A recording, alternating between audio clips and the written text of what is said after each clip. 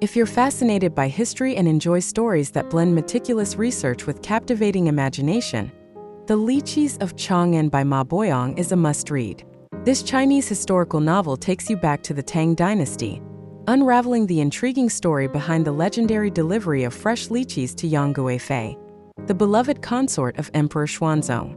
Ma Boyong employs a unique, sandwich-style storytelling. The overarching plot stays true to historical records. The details meticulously recreate the era's reality, and fictional characters and episodes add drama and tension. The result is a vivid and immersive narrative that bridges history and imagination. This book not only explores how the delicate lychees traveled thousands of miles to Chang'an under the technological constraints of the time, but also delves into the socio-political implications of such a grand feat. Published in 2022, The Lychees of Chang'an quickly became a bestseller and garnered widespread acclaim, making it a standout work in contemporary Chinese literature. Whether you're a history enthusiast or simply love a well-crafted story, this novel offers a fascinating glimpse into ancient China and its culture. Dive in and experience the grandeur and complexity of the Tang Dynasty like never before. In 755 CE, during the Tang Dynasty's 14th year of Tianbao under Emperor Xuanzong Lilongji's reign, a seemingly ordinary story began to unfold. This year marked a crucial turning point from prosperity to decline for the Tang Dynasty, though Chang'an, the capital city, still basked in the illusion of peace and prosperity. In this world's most flourishing metropolis, an obscure minor official named Lychees was about to be swept into a breathtaking adventure by the tides of history. Lychees was a unique character. In today's society, someone with his expertise in numbers and financial management would be highly sought after by corporations. However, in the Tang Dynasty, where literary accomplishments determined one's career path, he was merely a ninth-rank minor official, managing daily accounts at the Imperial Garden Bureau, which oversaw the royal fruit and vegetable supply. At over 50 years old, he remained in this lowly position, much to his frustration. The turning point in his fate came dramatically. One seemingly ordinary morning, Lychees noticed his colleagues being unusually friendly, and his superior even arranged an elaborate feast. After several rounds of wine, his superior announced with a broad smile what appeared to be good news. The emperor had ordered the establishment of a lychee commissioner position, responsible for procuring lychees, and Lychees was chosen for this important role. In his wine-induced haze, Lychees gladly accepted what he thought would be a life-changing opportunity. However, when he sobered up and carefully examined the imperial edict, a shocking truth emerged. His task wasn't to procure preserved lychees, but to transport fresh lychees from the south to Chang'an within 4 months as a birthday gift for Yang Guifei, the emperor's beloved consort. This seemingly simple task was virtually impossible in ancient times. The distance from Lingnan to Chang'an exceeded 5,000 li, approximately 2,500 kilometers. Without modern preservation technology, fresh lychees were extremely delicate, as the ancients aptly described. The color changes in 1 day, the fragrance in 2, and the taste in 3. Even with the fastest imperial horses, it was impossible to deliver fresh lychees to Chang'an before they spoiled. Lychees finally realized that his colleagues' enthusiasm and his superior's attention were all pretense. The lychee commissioner position was essentially a death warrant, and they had conspired to make him the scapegoat. In his desperation, Lychees initially considered using his temporary authority to secure some wealth for his family while he still could. However, at this crucial moment, an unexpected friend offered him hope. This person was Du Fu, who would later be known as the Sage of Poetry. At that time, Du Fu wasn't yet the renowned poet we know today. He shared with Lychees a story about an old soldier, teaching him that in seemingly hopeless situations, only by pressing forward could one find a way to survive. Du Fu himself was an example. He had only gained Emperor Xuanzong's recognition at the age of 40 with 3 prose poems, and before that, his life had been filled with hardships. Inspired by Du Fu's story, hope rekindled in Lychees' heart. The soldier's resilience on the battlefield and the poet's unwavering spirit resonated deeply with his current situation. He decided to follow their example and search for a way out of his predicament. As someone proficient with numbers, Lychees first conducted a thorough data analysis. He studied the Tang Empire's transportation network, 6 main roads extending from Chang'an, with postal stations every 30 li, forming an extensive relay system. According to official records, regular official documents traveled 70 li per day, while urgent documents could cover 500 li daily. The fastest 800 li express had only been used once in the past 20 years. However, the distance from Chang'an to Lingnan was 5,447 li. Even using the fastest 800 li express would likely not be sufficient. When studying maps alone failed to provide answers, Lychees decided to conduct field research in Lingnan personally. Though merely a minor official outmaneuvered by colleagues in Chang'an, his title as Imperial Lychee Commissioner granted him unexpected privileges in Lingnan. The local military governor personally issued him travel documents, ensuring unrestricted movement throughout the region. Even local wealthy merchants offered financial support, hoping to secure future royal business. With resources and authority at his disposal, Lychees began a large-scale experiment. As an analytical person, he broke down the problem into key variables: lychee variety selection, transport horse selection, and route planning. There were 4 possible routes from Lingnan to Chang'an, including both land and water routes. These variables combined created countless possibilities, and perhaps among them lay a glimmer of hope. Even if he failed, Lychees wanted to know how far he could go. This persistent pursuit of knowledge was characteristic of his rational nature. The experimental results were discouraging. Regardless of the method used, the lychees would spoil by the 4th night or 5th morning. This seemed to be the absolute limit for fresh lychees. The fastest team covered 1,700 li in 4 days, not even half the total distance. Such a vast gap was enough to drive anyone to despair. At this crucial moment, fate presented Lychees with an unexpected turn of events. While taking a walk in the lychee orchard, he met Adong, a vivacious young woman from an ethnic minority group. As a native owner of the lychee orchard, Adong possessed unique insights about lychees. Her appearance not only added a warm touch to this pressure-filled story, but, more importantly, her indigenous wisdom might hold the key to solving this seemingly impossible puzzle. During his countless days studying lychees, Lychees often pondered aloud about preservation. Each time, Adong would innocently ask, "Why do you have to pick them at all?" Initially, Lychees dismissed this as a young girl's playful remark.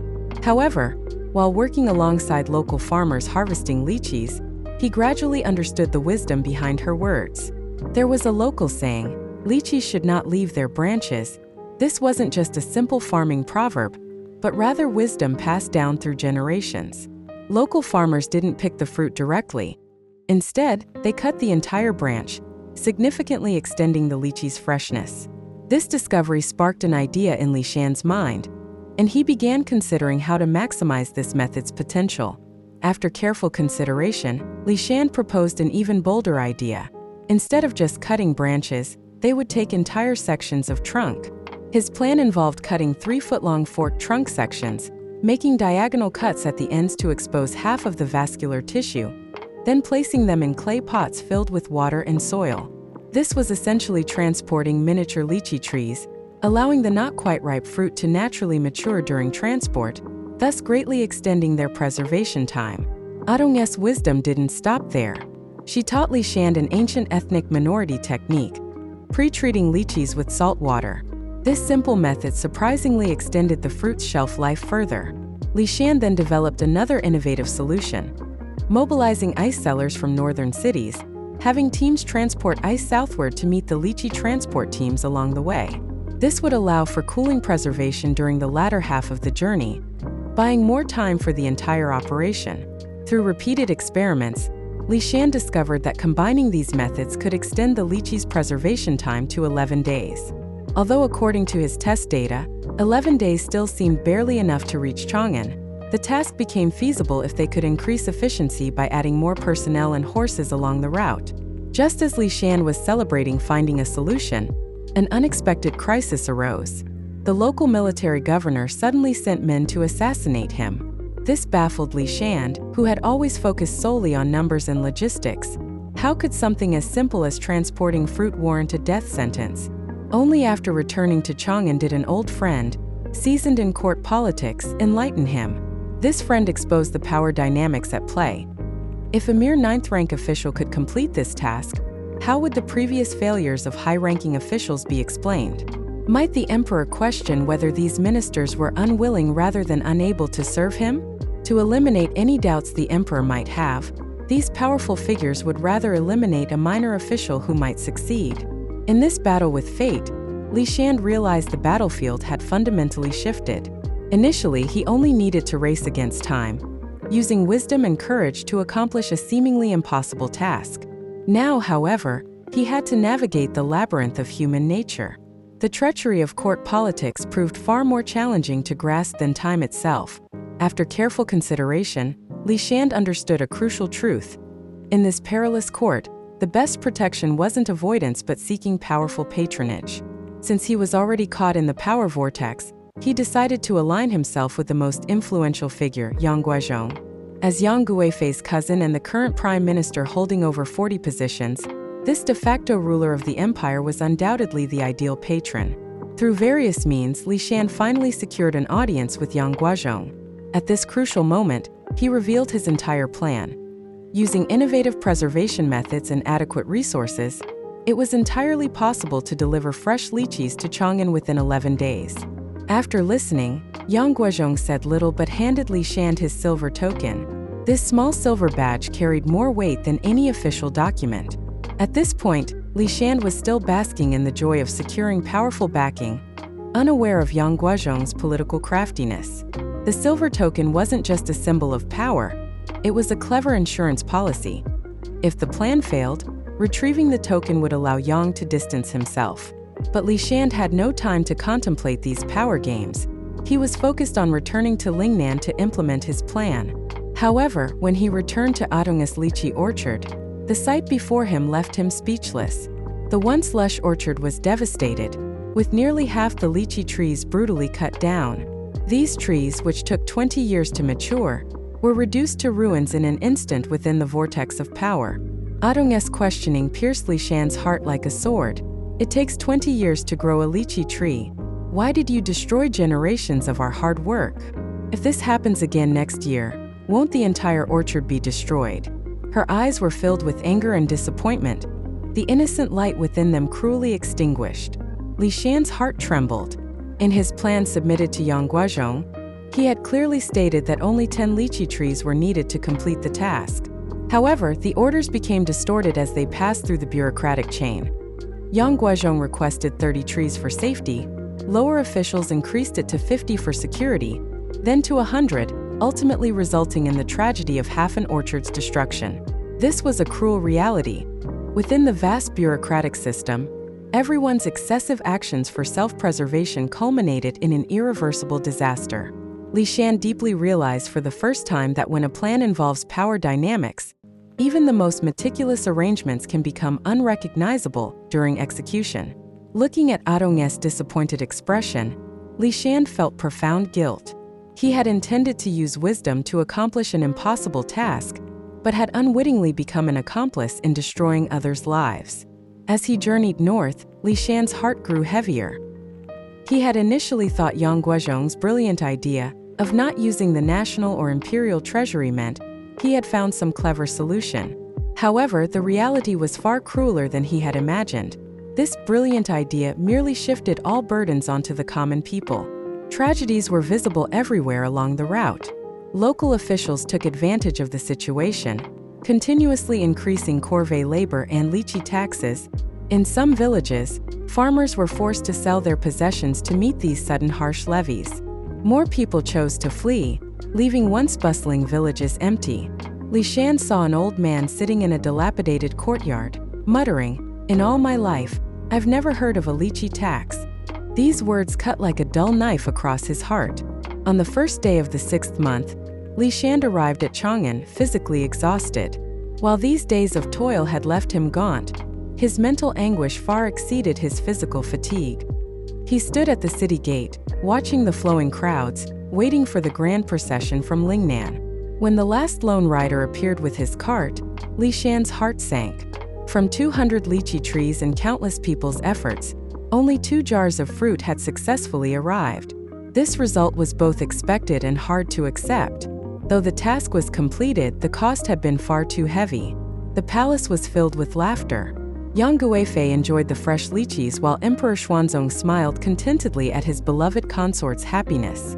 Yang Guizhong was particularly pleased, promising not only to keep Li Shan as the lychee commissioner but also to promote him from 9th rank to 6th rank, a seemingly bright future.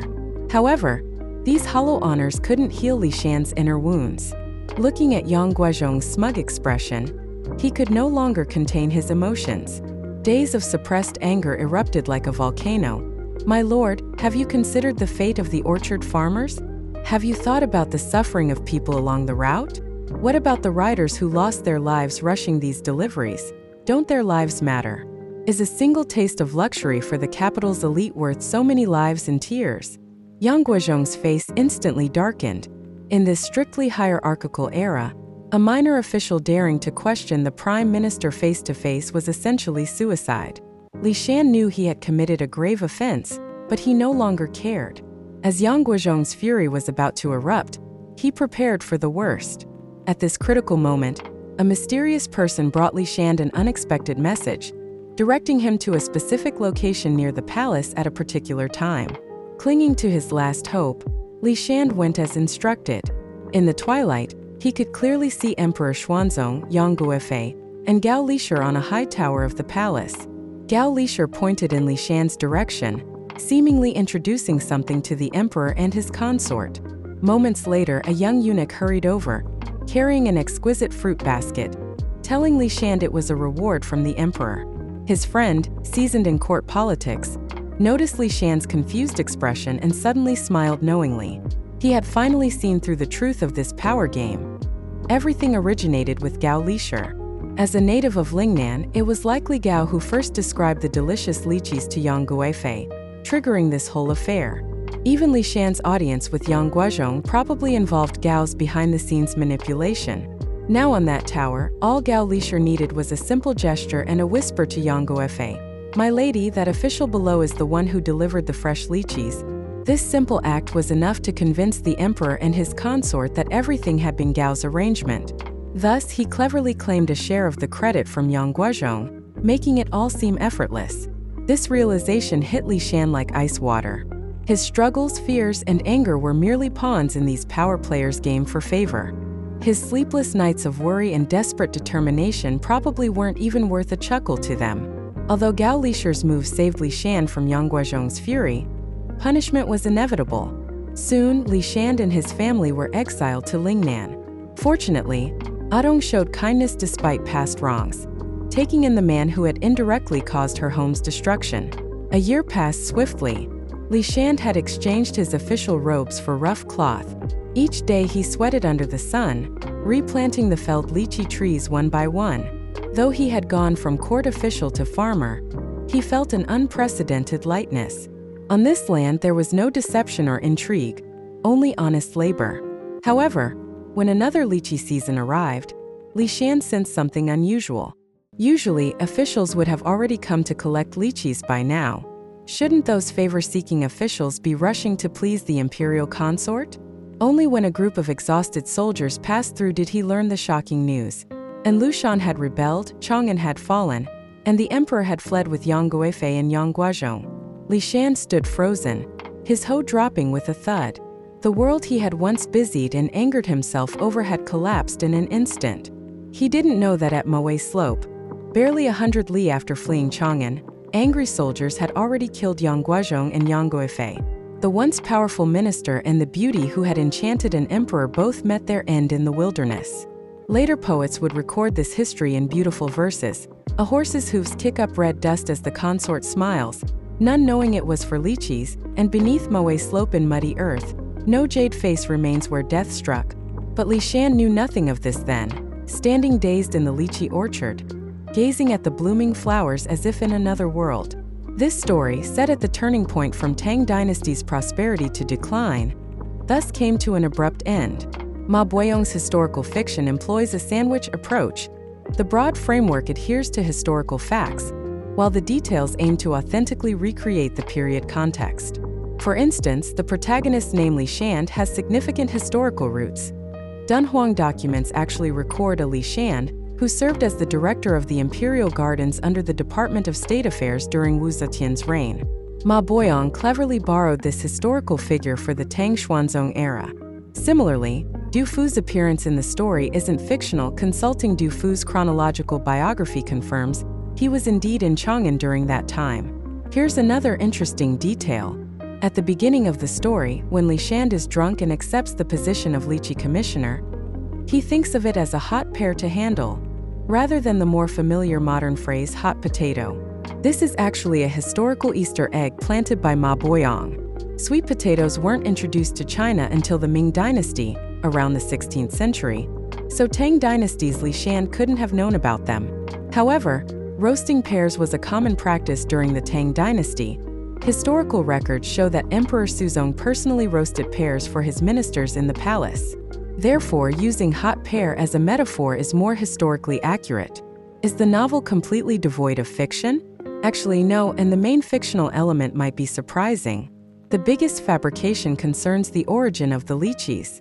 While the novel places the lychee orchards in Lingnan, the true source of Yang Guifei's lychees has been a subject of scholarly debate from the Song dynasty to the present day. Interestingly, one of Ma Boyong's inspirations for this novel came from a paper titled Revisiting the Lychee Road. Where did Yang Guifei's lychees come from? By Professor Yu Gangxia, a Suitang history expert at Shaanxi Normal University. Professor Yu is also a friend of the audio platform, where his works, How Diseases Changed Our History, and From Disease to Human Nature have been featured. During the creative process, Professor Yu provided numerous historical insights to Ma Boyong. In gratitude, Ma Boyong specially invited Professor Yu to write the preface for this book. Let's explore the true origin of the lychees mentioned in the famous line, "A horse's hooves kick up red dust as the consort smiles," none knowing it was for lychees, by examining Professor Yu Gangxia's paper Revisiting the Lychee Road. Where did Yang Guifei's lychees come from? Along with other historical research, from Tang Dynasty writings, the answer seems clear. The lychees came from Lingnan. Du Fu wrote verses like, "Remembering the envoy from the southern seas, rushing forward with lychees, and from the scorching regions come offerings of red cherries," all being tribute lychees from Lingnan. However, as historical research deepened, the question became more complex. While transporting lychees thousands of li was a massive undertaking, poets rarely describe specific details. We can't know if these verses were based on first-hand observation, hearsay, or pure artistic imagination. Even historical records are vague. The New Book of Tang, biography of Yang Guifei, merely mentions, "The consort craved lychees and insisted on having them fresh, so relay stations were established for horsemen to transport them thousands of li, arriving in the capital before the flavor could change." While it mentions the transportation, it doesn't specify the origin. When historians delved deeper into this question, they discovered many interesting clues. First, Emperor Xuanzong wasn't the first to transport lychees long distance. During the Han Dynasty, Emperor Wu had already arranged for lychees to be transported from the south to Chang'an, and that history was even more dramatic. In the early Han Dynasty, there was a regime called the Nanyue Kingdom that ruled most of today's Guangdong, Guangxi, and even northern Vietnam. After Emperor Wu conquered Nanyue, he built the Fuli Palace, lychee supporting palace, in Chang'an and transplanted hundreds of lychee trees from Nanyue. However, Chang'an's climate wasn't suitable for lychee trees, and all the transplanted trees died. Even if one occasionally survived, it never bore fruit. With no alternative, Emperor Wu had to resort to direct transportation of lychees from Nanyue. This transportation method was extremely cruel. Historical records state that the old southern seas offered longan and lychee, with stations every 10 li and checkpoints every 5 li, followed by the shocking revelation, racing through dangerous terrain, deaths marked the route. Tang people often compared Emperor Xuanzong to Emperor Wu, and in terms of such wasteful extravagance that harmed the people, Xuanzong was indeed following in Emperor Wu's footsteps. Let's continue exploring the origins of lychee. Historical records show that lychee transportation wasn't limited to pre-Han Dynasty. There are abundant detailed accounts of lychee transportation throughout the Song, Ming, and Qing dynasties. These historical documents not only recorded transportation routes but also detailed preservation techniques, allowing us to reconstruct the transportation processes of that time. The preservation methods mentioned in Ma Boyong's novel were actually derived from historical records of the Song, Ming, and Qing dynasties. Through these historical studies, scholars have discovered that Lingnan wasn't the only source of lychees. Besides Lingnan, there were two other significant origins, one in present-day Fujian and another in present-day Sichuan. During the reign of Emperor Huizong of the northern Tang Dynasty, the historical period depicted in Water Margin, Grand Preceptor Kai Jing successfully transplanted lychee trees from Fujian to the then capital Bianjing, modern-day Kaifeng, Henan. They employed a unique method, selecting small lychee trees, planting them in ceramic vats, and transporting them via waterways. A Song Dynasty poet wrote, "Why send a rider through the dusty roads when one can enjoy several trees right here in the chamber?" This was clearly satirizing the Tang Dynasty practice of, "One rider through red dust makes the imperial consort smile." The poem suggests that rather than having riders exhaust themselves, potentially causing horses to die, it was better to transport whole lychee trees by water, which preserved freshness and was more convenient. During the Qing dynasty, Emperor Qianlong wrote in his lychee poem, "Annual tribute no longer requires exhausting post-riders," with a note stating Fujian's annual tribute of lychees often includes the trees, and freshly picked fruits are exceptionally delicious. This indicates that the Qing imperial court's lychees mainly came from Fujian and were also transported by water. Interestingly, the most famous supporter of the Sichuan origin theory was Su Dongpa, the same literary giant who wrote "I'd eat 300 lychees a day," willing to stay in Lingnan forever. While exiled in Huizhou, Guangdong, Su Dongpa not only wrote poems praising lychees but also composed Lament of the Lychee, criticizing the Han and Tang dynasties for wasting resources and burdening the people with lychee transportation. In Lament of the Lychee, two crucial lines read, "In Yongyuan, lychees came from Jiaozhou. In Tianbao, tribute was collected from Fu." Specifically, Yongyuan refers to an Eastern Han Dynasty era, when lychees came from Jiaozhou, Lingnan region. Tianbao was Emperor Xuanzong's era, when lychees came from Fuzhou, present-day Fuling Chongqing. To ensure readers' understanding, Su Dongpa added a note, "During the Tianbao era of Tang, lychees were indeed collected from Fuzhou and transported to Chang'an via Ziwu Valley." This annotation clearly indicates that during Emperor Xuanzong's time, lychees were transported from Fuzhou, Sichuan, to Chang'an through Ziwu Valley. These varied historical records make the question of where Yang Guifei's lychees came from more intriguing. They might have come from Lingnan, Sichuan, or possibly multiple sources simultaneously. This multiplicity of possibilities also reflects the Tang Dynasty's powerful logistics capabilities and extensive trade networks. Regarding the origin of Yang Guifei's lychees, many scholars since the Song Dynasty have believed they came from Sichuan. This theory makes considerable sense. The distance from Sichuan to Chang'an was only 1,800 li, much shorter than the 5,400 li from Lingnan to Chang'an, merely one-third of the distance. Although the road to Shu was famously difficult, the mountain paths from Lingnan weren't easy either, making Sichuan a more time-efficient option. Historians have found supporting evidence in historical records. The Tang Dynasty indeed issued imperial edicts requesting lychee tributes from Sichuan. While it's unclear whether these were preserved lychee jam or fresh fruits, it confirms that Sichuan was a lychee-producing region during the Tang Dynasty. This debate emerged during the Song Dynasty. Sima Guang chose the Lingnan theory when writing the Ziji Tongjian, while Su Dongpa, despite being in Lingnan, supported the Sichuan theory. Meanwhile, Kai Jing, who was actually responsible for transporting lychees to the emperor, chose to source them from Fujian. This disagreement continues today, with historians still unable to reach a consensus. The author personally favors the Sichuan theory for an interesting reason. Yang Guifei herself was from Sichuan and grew up there. Besides the familiar story of Gao Lisher, a Lingnan native, praising his hometown's lychees to Yang Guifei, another possibility exists. Perhaps Yang Guifei had eaten lychees in Sichuan during her childhood, and Emperor Xuanzong ordered Sichuan lychees to help her relive those hometown flavors. Following this line of thought, the author envisions a sequel to the Lychees of Chang'an. After the Enlushan Rebellion, when Emperor Xuanzong fled to Sichuan and saw lychee trees and tasted fresh lychees there, what emotions must he have felt without Yang Guifei by his side? This story teaches us that historical fiction can serve as a gateway to understanding real history. Readers care about fictional characters as they would friends, which motivates them to explore these figures' actual historical traces. While we often say historical accuracy is paramount, interest might actually be the key factor.